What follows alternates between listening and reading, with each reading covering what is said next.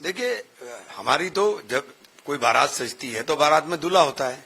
हमारा तो दूल्हा तैयार है, बारात तैयार है।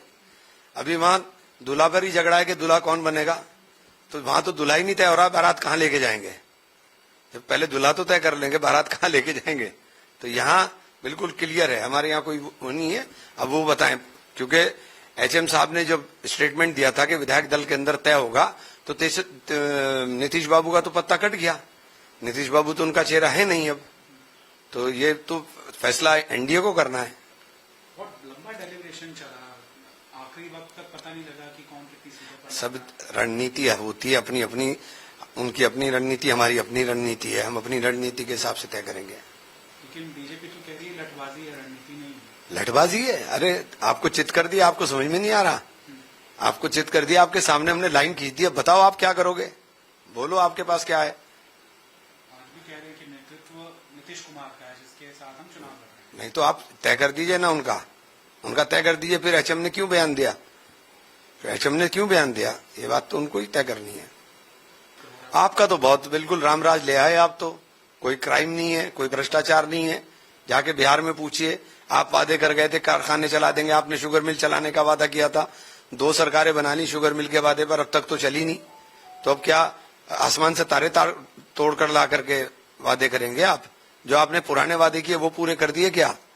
आप नौकरी देने का वादा करके आए थे। बिहार के लोग दुनिया भर में जाकर के भटकते हैं बेचारे, उन्हें अपने यहाँ रोजगार नहीं है, तभी तो दूसरे स्टेट्स के अंदर जाते हैं। कह रहे हैं कि सुपर डिप्टी सीएम रहे थे, तब क्या कर लिया?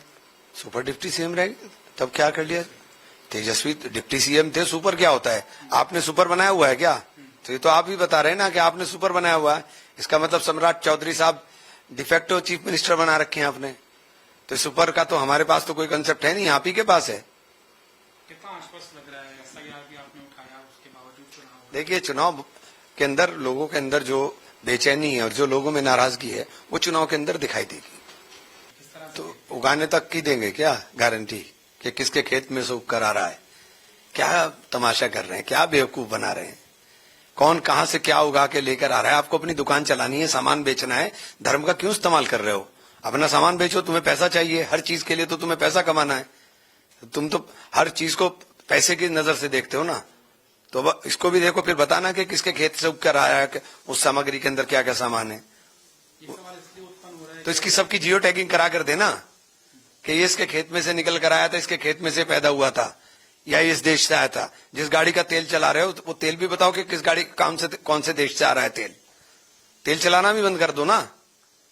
कहा क्या कर रहे हो, ये कहाँ लेके जाना चाहते हो देश को भाई? ये इसलिए उत्पन्न हुआ है सवाल कि जो लोगों को है शक रहता है कि नहीं, शक किस बात का रहता है? ये देश की साझा संस्कृति, साझा विरासत है। सभी लोग मिलजुल करके आपस में मनाते हैं। हम ईद का त्योहार मनता है, ईद के अंदर हमारा तमाम हिंदू भाइयों के यहाँ से दूध आता है और दूध इकट्ठा होकर के इकट्ठा होता है, उसकी खीर बनती है, सब लोग खाते हैं। ये क्या तमाशा है भाई? अब ये भी हिंदू और मुसलमान होगा, हर चीज में नफरत ढूंढनी है इनको। अगर आप ये वीडियो YouTube पर देख रहे हैं तो हमारे चैनल को सब्सक्राइब कर बेल आइकन दबाएं और Facebook पर देख रहे हैं तो हमारे पेज को लाइक करें।